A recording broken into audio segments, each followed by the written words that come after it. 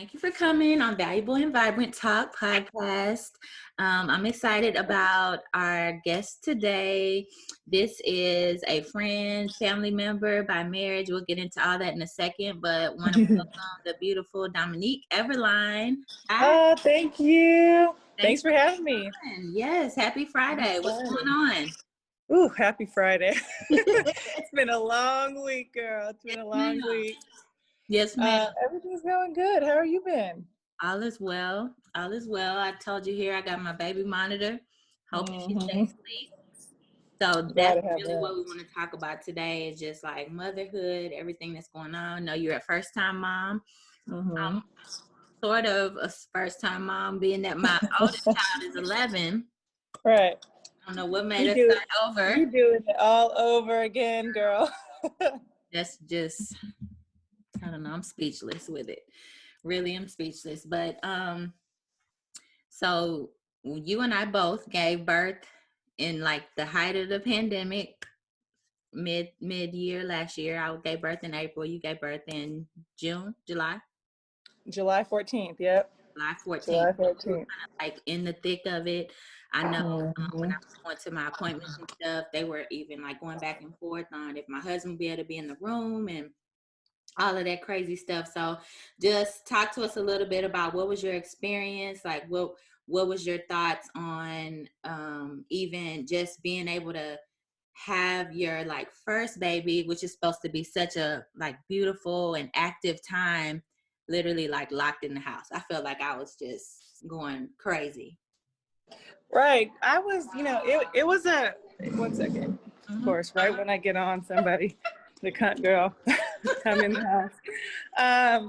No, right. It's totally true. I was, so scared, to be honest.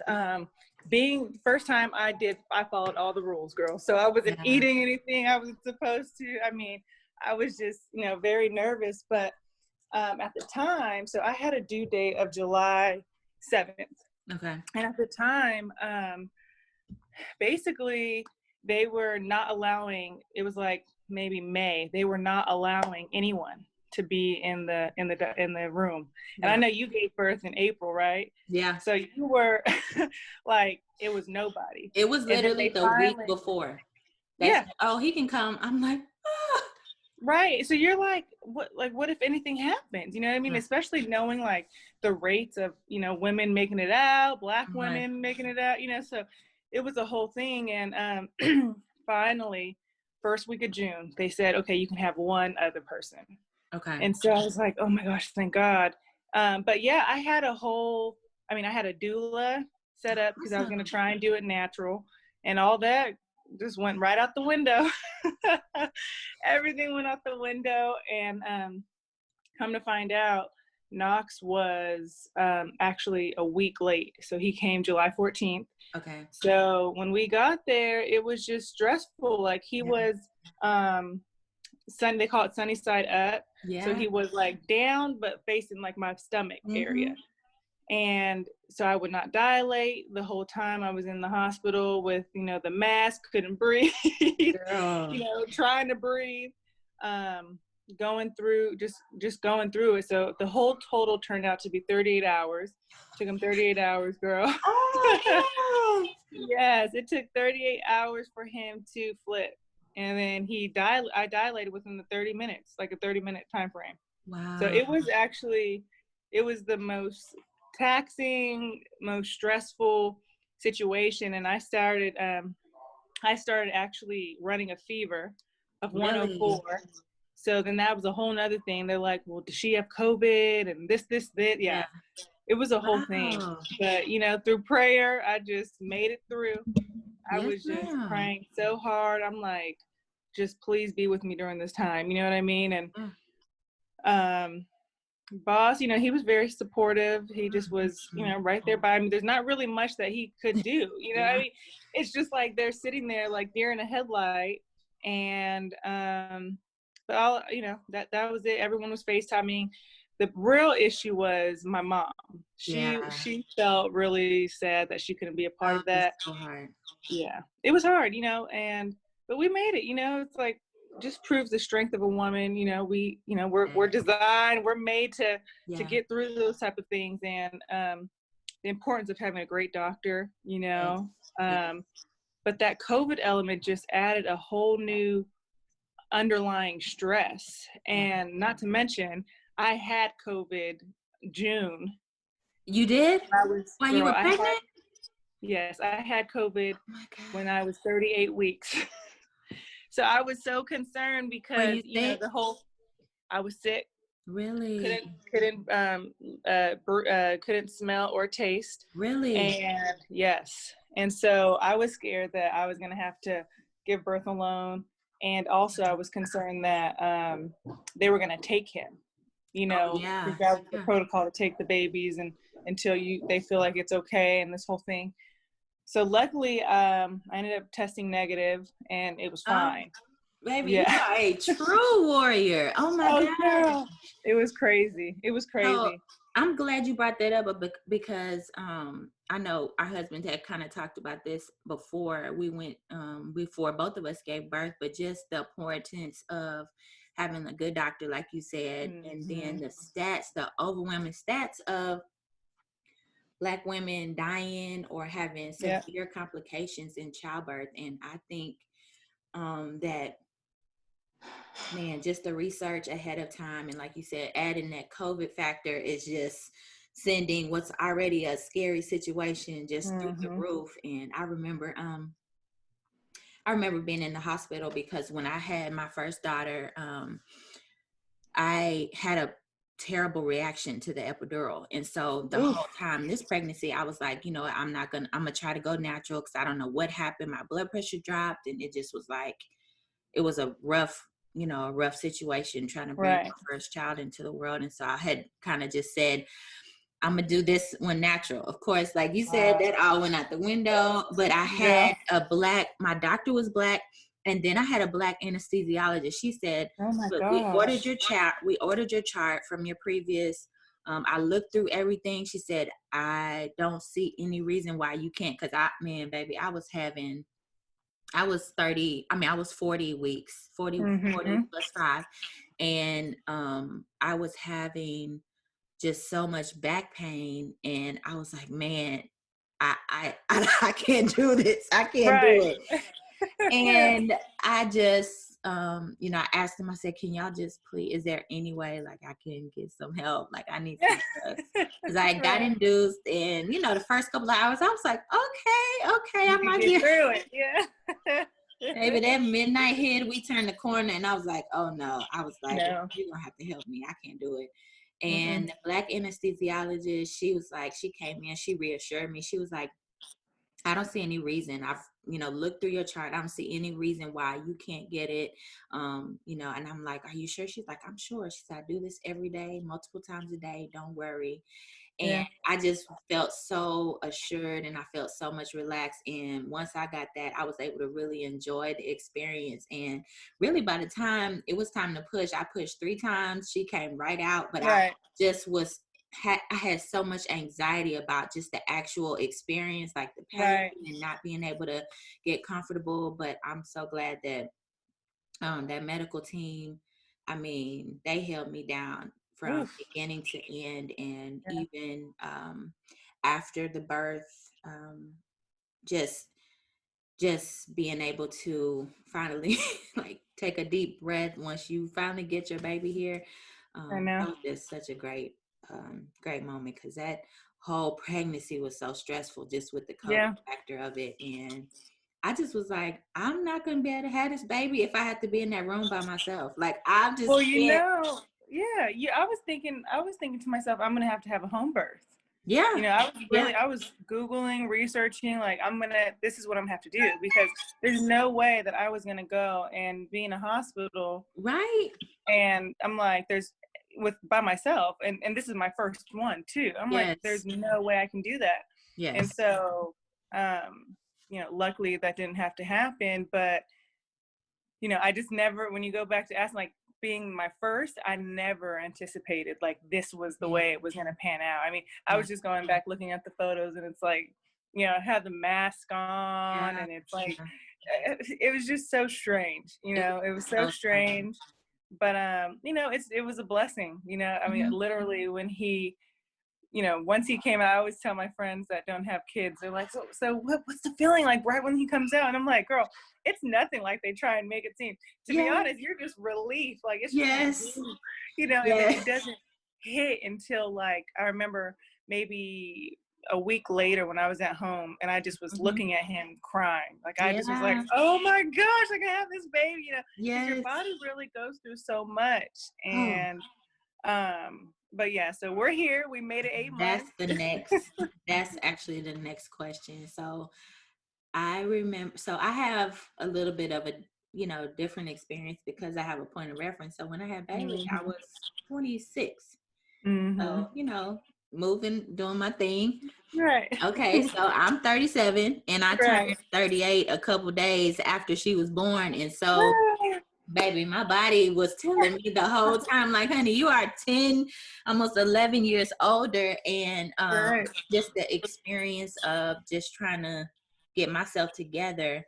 And something that I, you know, will always tell people that was just so totally crazy. And you can't really blame the offices for this. But so, you know, when you go back for the, you know, 1 or 2 or 3 days right after they're born, right? And they wouldn't let Ben come in, wouldn't let my husband come in. So they wanted me to, so I just had a baby 3 days ago. I got the carrier on my arm, girl, and you know how you feeling in your lower region 3 days after birth. And I just was like, I said, ma'am, I said, I need my husband's help. Like, I literally can't. So you got the baby bag, the baby, you know, the carrier on your arm. And I, at the same place, they put the IV. I just was thinking, like, this COVID is such a, like, putting the damper on everything. They wouldn't let him in. They were so like, man, we just can't. And I'm like, I've been with him the whole time in the hospital. Like, y'all, please. She's like, man, we can't let him come in. But just, and what he kind of took it at, he was very offended, but he was like, look at the, he said, I just feel like this is intentional on breaking up the family. He was like, how can I send my wife in here and my baby in here 3 days after she gave birth? I'm sitting here in the car. They just got out the car with me. And I can't come in to the first appointment. And I just thought, I was like, man, that adds a whole nother factor of things you didn't think about. But it's been such a crazy time, just trying to just really acclimate 10 years later, but this being your first baby. So how was your actual, like, physical recovery, those first couple of weeks, days? How did that go for you? Right. So again, I had a little bit of a, you know, I guess that was my complication of him being sunny side up. I was like an hour away from a C-section. And again, luckily, I had a wonderful doctor. She had delivered a few of my friends who was just on the hospital, like, no, you're going to wait another 4 hours. You're going to, and because, you know, they want to put you in that room. They want to go through surgery. So she's like, no, you guys can wait, you know, and they were waiting, and I was just taking it, you know, and, but I say that because during that whole time, you know, I had the epidural. I got the epidural like 4 centimeters. So I had all that fluid. Then I was running that fever. So they had me on antibiotics. And I had I had another thing because he had pooped in me. So anyways, I was just getting pumped with fluids.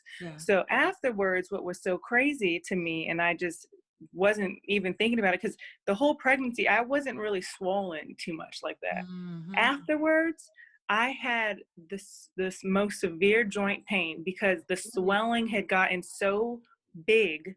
Like, I was, my legs were just swole, girl. Like, I can't even explain to you, my ankles, everything, to where I could not stand because and I thought, okay, something's going on here. And my doctor said it's normal. Like, it could happen up until 2 weeks. So up until about 2 weeks, I was just, I mean, like, just fluid all throughout. And, you know, that was, you know, I was talking to my mom, like, nobody tells you about the after part. You know what I mean? Nobody tells you that struggle, especially if you're breastfeeding. Like, that was a whole nother thing. You know, Knox, of course, you know the men in our family. Knox 100. Girl, he was not willing to wait for the milk to come in. He was hungry now, and that's what was going to happen. And so I had a lactation specialist have to come, all while I'm trying to still heal, right? Oh my God. And that was a whole nother thing that I was talking about. There's just not enough emphasis on helping the mom once it's just like, oh, you're good, okay, cool, bye, everything was fine. Like, your body will naturally heal, and that is like the grace of God. Like, we do know how to heal, but there needs to be a little bit more of like, you know, empathy for what we just went through. Like, other cultures, I was just reading up, other cultures literally have a village of people who will help to take care of the baby, and then another group who will help to take care of the mom. Take care of the woman. Yes. Right. And so, nonetheless, it's like one of those things where you kind of feel guilty for feeling like, oh my gosh, my body's breaking down. I can't do this. Oh, this baby, you know, that kind of thing. But physically, you really cannot. Yeah. And so, you know, luckily, you know, my husband's in wellness space, and he was all like, listen, baby, if you need to do this, or he helped me stretch, and like certain things that doctor told me that I can go ahead and do. And I had like these like Normatec boots, you know, to like help with the swelling and things like that. But it was a struggle, you know, and I was shocked. I was like, I never thought, even my pregnancy, I was sick the whole time. And so even afterwards, I'm like, man, this really just took a toll on me, you know? But yeah, it took like 6 weeks for me to finally feel like, okay, I can actually walk normally. I can actually kind of squat and, you know, be active and all of that. But other than that, I was laid on the couch resting. Trust. How are you? So that's been a thing other than like actually physically healing my body. I've been in a, I don't know if you call it like a mental, I don't know, tailspin about just like, and it's funny because people warn you of this, but you look and I'm like, oh, this lady had a baby 3 days ago and she up, you know, doing X, Y, and Z. And I remember I had night sweats and chills for like the first 3 weeks. It was 3 weeks that I would just sit up in the middle of the night and I'm like, I'm so cold, but I'm sweating. I mean, it was just a true, like, anything my body could do to tell me I was healing, it was doing the absolute most. And to this day, I still kind of have, like you said, kind of a little bit of joint pain and like, man, what's going on here? But so it's been a lot of just mental work that even I went walking yesterday with my best friend and she was like, oh, you had a baby. And I'm like, but it's almost 11 months though. She's like, but you had a whole person. Give yourself time. And so I had even gotten to the point where I'm like, man, I'm ready to get back to my workouts, and get intense. Really all I can do is walk. And so I'm just committed to, you know, up in my miles and just doing what I can until, you know, it's time to get back to the heavy stuff. But that's been a real challenge for me because I'm like, oh, I'm ready to work out. I'm ready to shed these pounds. And I just am not able to do it at this time. But I think, like you said, there's so much that they focus on just getting the baby here. But after, and really with the COVID thing, I had the baby I think I had her at noon. And we were gone the next day before noon. We were home. Oh, they got you out quickly. They got us out so quick. And I just was like, I'm not I'm not ready. I don't want to be in this hospital, but like, dang, you know. Right. Same. Like we definitely stayed. I mean, I felt like I was there for a long time because it was 38 hours already that I was there with the labor. But but it was the same. We left after a day. But you know, just a suggestion and just something to ease your mind is I actually went to a chiropractor. I've been getting chiropractor work done and it's changed my life. Like she adjusted my alignment was off. So she girl, amazing. She first did it when I was 6 weeks just to make sure that my uterus was all back in place where it needed to be. And then now I'm going back to her for my alignment. And also Knox just did a number on my left wrist. But nonetheless, she brought it to my attention because I'm like, it's been 8 months. I can't believe, like, I still can't. Sometimes, like, I feel like I'm going to fall down the steps or, all of that. And she said that around the 8 to 10 to 11 month period, your body is releasing hormones from having the baby. And so, yeah. So she's like, it's kind of like getting the things out of your cry. system. Oh my God. Yeah. So she's like, you're going to go through this. Yesterday, I literally was like, my body just feels like I'm in just a hormonal like thing. And I was laying in bed this morning and I was like, my body, I just feel my hormones and things happening when I'm trying to sleep, like in the middle of the night. And girl, that just brought tears to my eyes. You saying that it's the same thing is happening to me. What's going on in my body? And there's really so much that can happen that a lot of times the education is just not there. But I have been listening, researching, and I said I'm gonna try chiropractor. And I'm so glad you said that because I'm gonna make an appointment as soon as we get amazing. And exactly to what you're saying, there should be a pamphlet of, hey, this is what you're going to go through in the healing process. And my doctor told me too, she's like, be careful with, getting pregnant again and all that. She's like, not necessarily for the reasons you may think, but actually your body throughout that process is healing all the way up through. She told me about 8 to 9 months too. She's like, so if you were to get pregnant, like at that 6-month period, there's a higher rate for you to have a preemie because your body is just not to the point where it was before. So it really is a year process to get back. I mean, it truly is.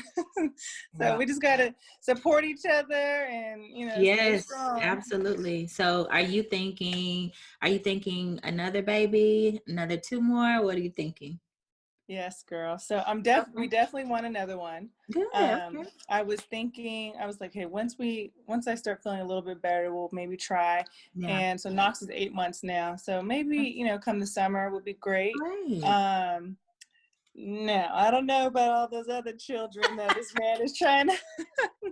You want me barefoot? You already know. I gotta tell the people. So our husbands are first cousins, and my husband's dad and her husband's dad are one of 21. Right. So their family is huge. I tell them all the time, like they literally have like 120 first cousins. And I'm like over here with my 7 cousins, like, hey y'all. And then, like everywhere we go, he's like, oh, that's my cousin. Oh, that's my cousin. So it's a huge family, but we had the combo a couple weeks ago and we're like, okay, we're done. We got the whole crew. Okay, so it's over for you. Yes, it's over. That's all that's in there. So we're gonna just keep pushing with our crew and but it's so funny, with our age gaps. Like we told the other day, he was like, okay, so our oldest Cam will be a sophomore in college when Aaliyah starts school. I'm like, oh no. Y'all got a while ahead. We got a long way to go. I can't even project what her what class she is. What 30. Well, that's the thing that was. Yeah, girl. That's the thing I was thinking of. I'm like, for a second there, you're kind of like, dang, I may need to wait a little bit longer because it's just a lot going on. Like breastfeeding, all this stuff. It's a process. And I'm thinking to myself, dang, if I were to get pregnant, Knox would barely be 2, and that's still a lot of responsibility having a 2-year-old. 2 under 2. While being pregnant, and to think back on my journey of, being sick. But listen, kudos to, our grandmothers and great grandmothers. I mean, they did it, and they found that strength and the sisterhood of just everyone just communicating and just encouraging each other along the way. And you get through it. You know what I mean? You look like, I looked up the other day, I'm like, just this morning, I'm like, oh my gosh, you're so big. Like 8 months now, he's crawling all over the place, standing up by himself. I'm like, what happened? And it's just day by day, you make it happen, you make it work. But that's so we definitely agreed on another. So rewarding, like I know we talked for a minute about like all the drama and things you go through, but it's such a rewarding thing that you get to at the end and watching every day. I just said the other day, I was like, oh, she's so fun at this age, but I'm remembering from baby, like it just gets funner and funner as they get older. So I'm definitely excited to just continue to process. And now that we're done, we're moving into a different phase. So just trying to do things differently. But I know we talked a little bit about just being solo, because of COVID. And I know that I felt, I probably was borderline for sure postpartum, because man, I think undervalue the help that is needed after you have a baby. And people, our families, everybody is experiencing their own degree of what COVID is doing to the family. But we were just locked in this little cocoon. I'm just like, we need some help, like both of us. We need some sleep. But you had a whole,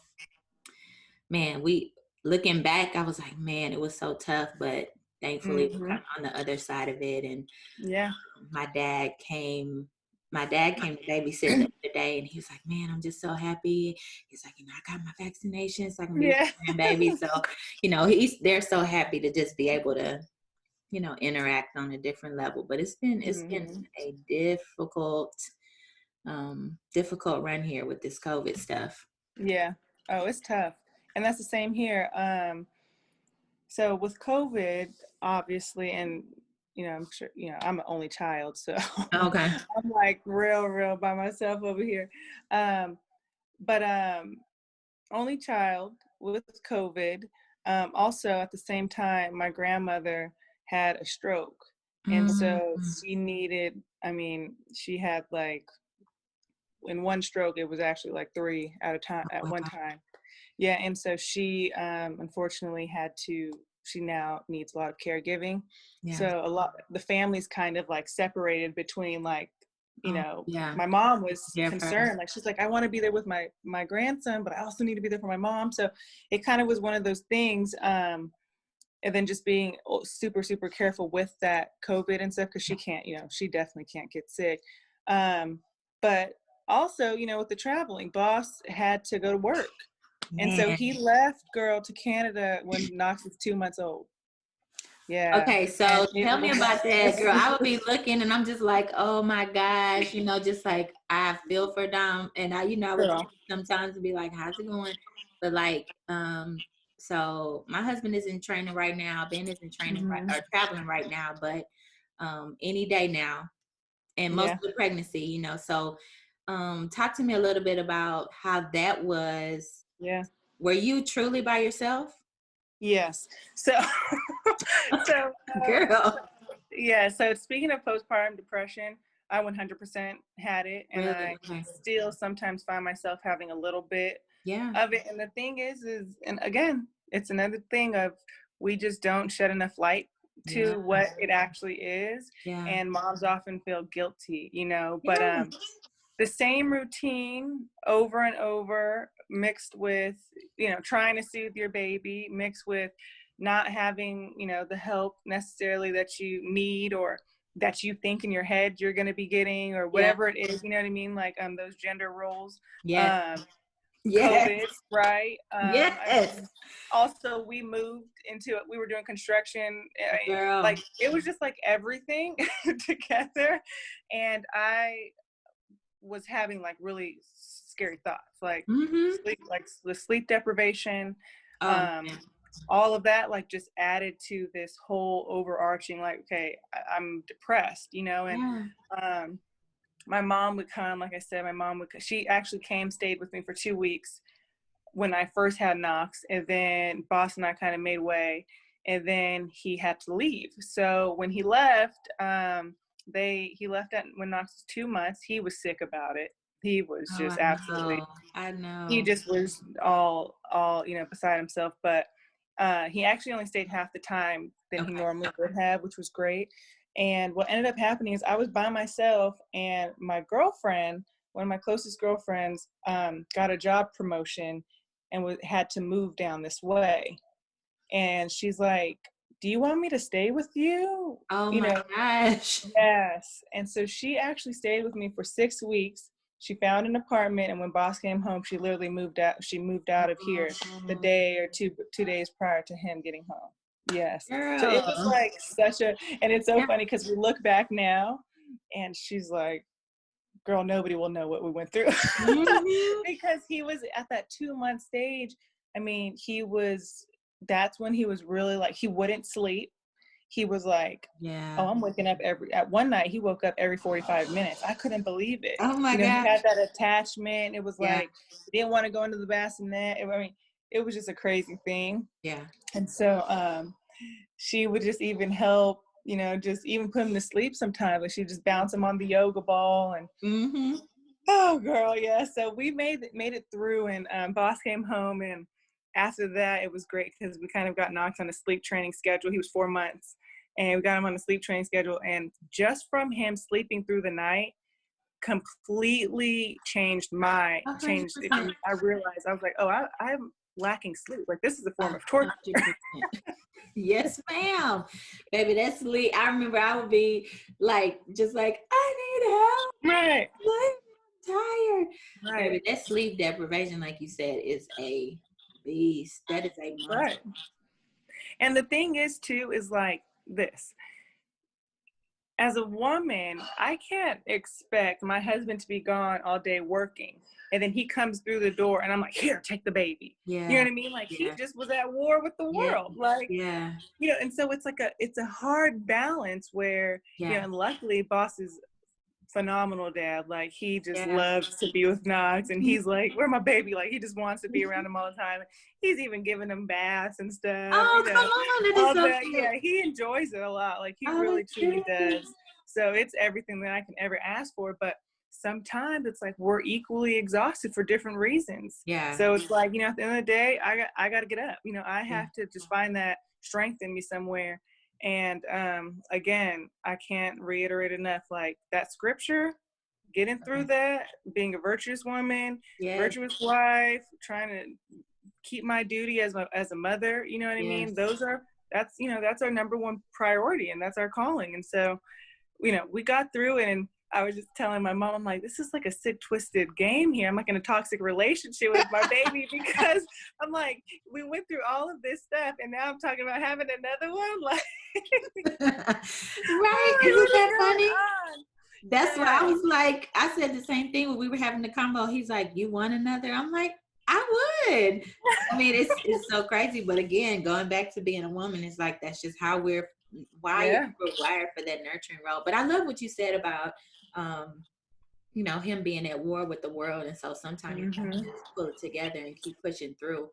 That's kind of just what I've been conditioning for my heart and my mind, because even though Ben isn't traveling right now, but he is, he's made other ways, and he's got clients and stuff that he's doing here, and so where it's like he's not on the road like he normally is, but he is moving and shaking and doing stuff. So this morning he had to get up real early to go do something, and I was like, since I heard him get up, I was like, let me get up and just go sweep. Like you just gotta find time to do some stuff and get stuff done. But it does speak to the strength of a woman, just being able to man, you just can keep going. You can just keep going. So it's definitely just some encouragement to you. I know we only like two or 3 months apart, but thanks, it gets easier and better as they get older.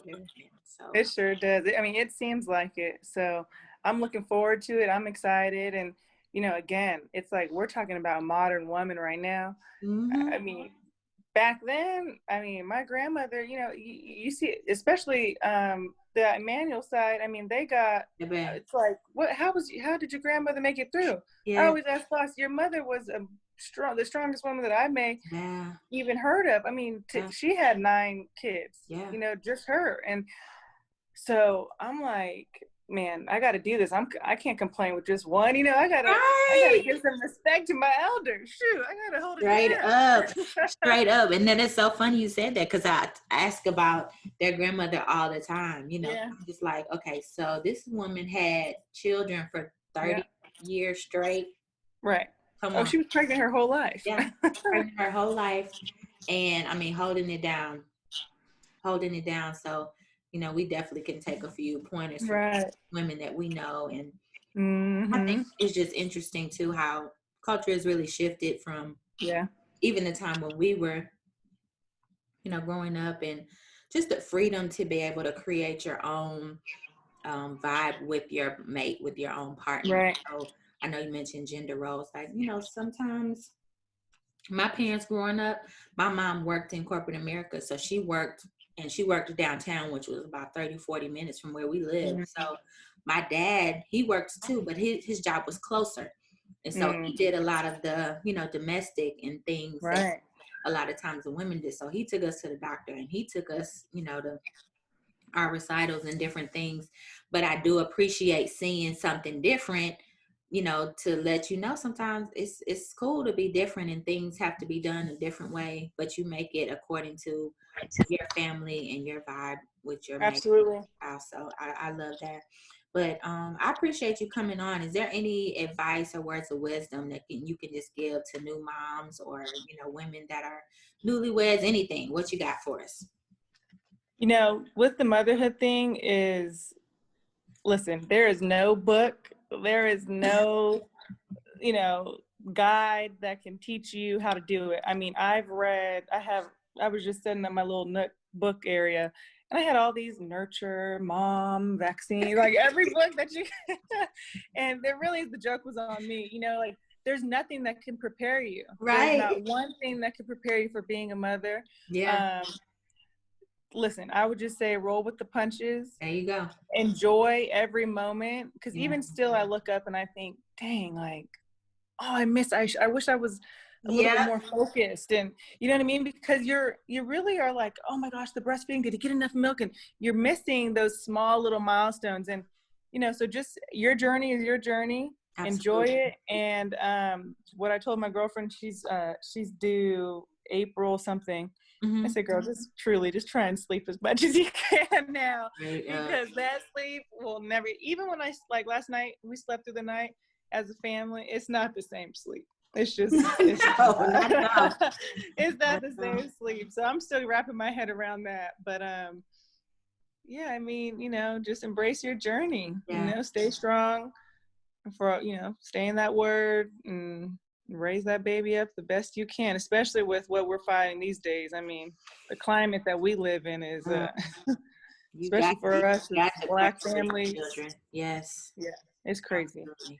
But I'm hoping, with now that it seems like things are getting a little bit better, we'll make it down to Houston. Yeah. And Austin and visit the families. I want to squeeze him. Right.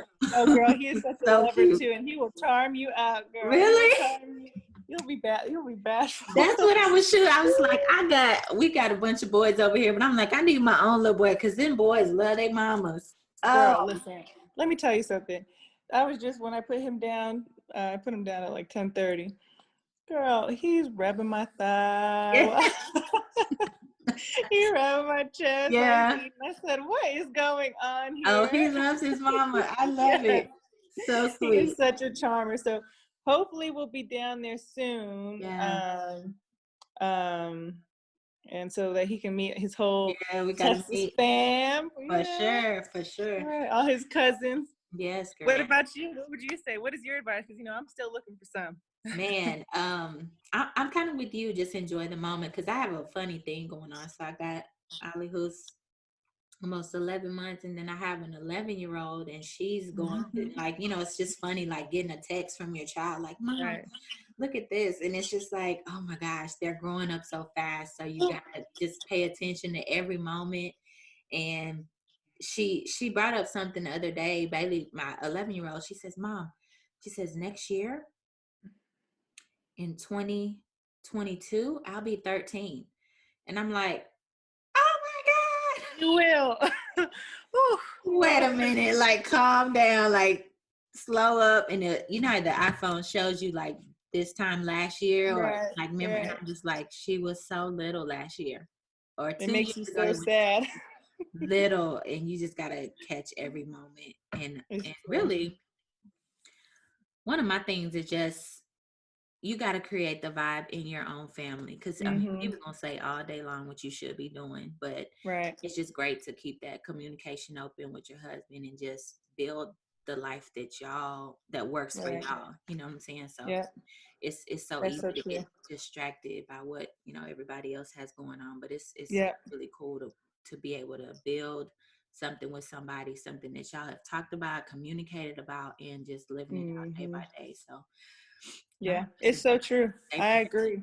Yeah, I totally agree. And same for the the wedding or the marriage advice is we were just talking to his brother. His brother came down, and we were just talking about the just gender roles and all of that. And we were speaking about wife duties and things. And I said, I think that one of the main things is women mistake in general of like, okay, the submissive wife means like sewing and bowing down and all this stuff, where that's fine if that works for you, then do your thing. right. But I think it's also meeting your husband to where he needs, and then vice versa, your husband meets to where you guys need, creating that vibe that you speak of. Like, everybody's household is different. So your husband may want you to be at that meeting, and he may need that, advice and that you to go get it for him, or he may just need you just to listen. I mean, it's just about that, creating that vibe. I totally love that. And just continuously progressing forward. Yeah, Things are always changing. That's good what you said about he might need you to do this, or he might, but also being flexible that everybody's roles might change. Like this is really the longest span of time that we've been in the same city, and so it took us a little bit to like, okay, you here for 2, 3, 4, 5 weeks in a row, like, hey. And so it's been an interesting adjustment, and I'm just like, and I'm such a clingy. I'm like, when you leave, oh, it's gonna be so crazy. But I think just being able to get that time, I thank God for being able to have the time while she was little to just be able to be in the same house. And really with COVID, just having him on deck, having hands to help. Because, it's a blessing and a curse. It's been such a blessing. It's been such a curse, and just through this, we've both been able, to say both of our families have been blessed to not be so affected by COVID, but it's tough for people out there right now. And so just gotta roll with those punches, because you never know, another day could be a whole nother situation. Man, every day. Well, I thank you for giving us some time chatting with us, and definitely appreciate your words of wisdom and sharing your story. I know, I think one thing about women is just that sometimes you just need to know you're not alone. Like somebody else, like, oh, I went through that too. And you just sometimes need to just feel better to know that somebody else went through something similar. I appreciate you sharing, and definitely love the insights you gave us. So